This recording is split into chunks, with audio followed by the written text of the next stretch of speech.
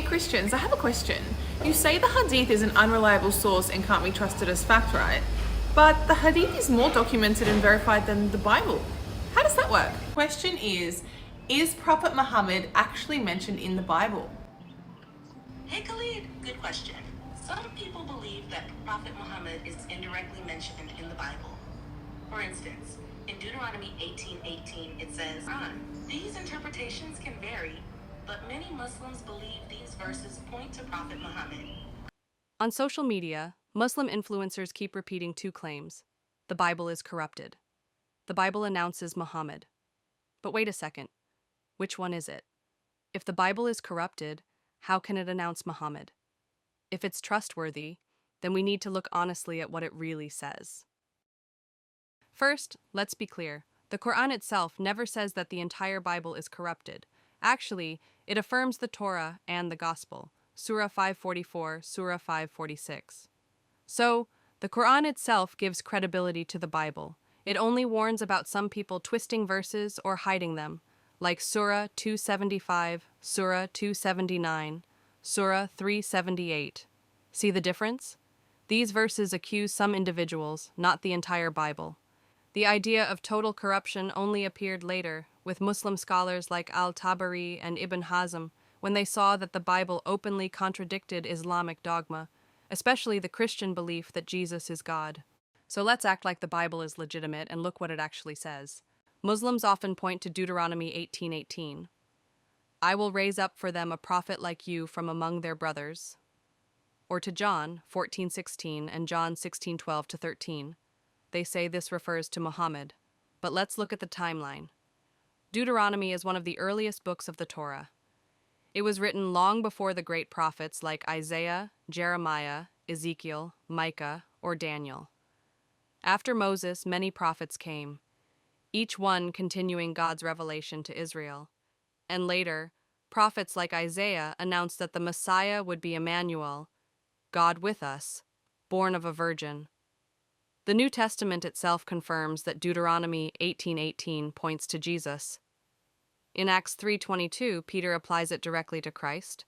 In Acts 7:37, Stephen says the same. And what about John 14:16? These verses clearly speak about the Holy Spirit. Interpreting them as Muhammad only works if you first reject the Trinity as shirk. But that's a circular argument, a false reasoning.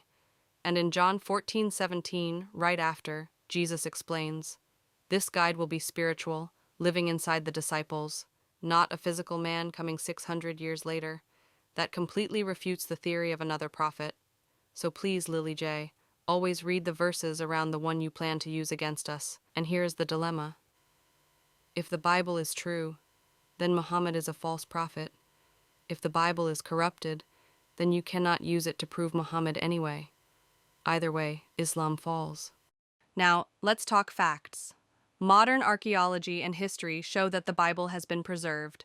We have manuscripts of the Old Testament from before the time of Jesus, like the Dead Sea Scrolls.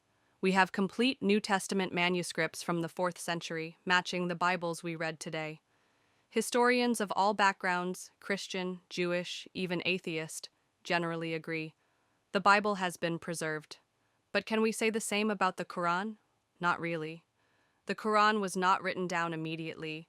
It was memorized by companions. Human memory is not infallible. Later, under Caliph Uthman, a single official version was chosen and all other versions were burned. That's not divine preservation. That's political censorship. And here's another point. Literal Arabic, the language of the Quran, is a dead language. It has barely evolved in 1,500 years, just like Old Greek or Sanskrit. So if a Quran written today looks the same as one from 1,500 years ago, that's not a miracle. That's normal. By the same logic, a Bible written in Old Greek today or 2,000 years ago would also look the same, word for word.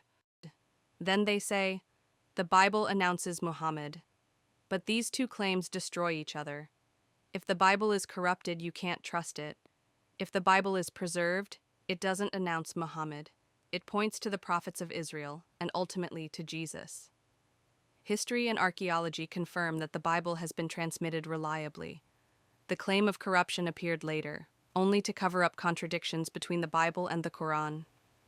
And here's the key implication. If the Bible is preserved, Islam is not its continuation.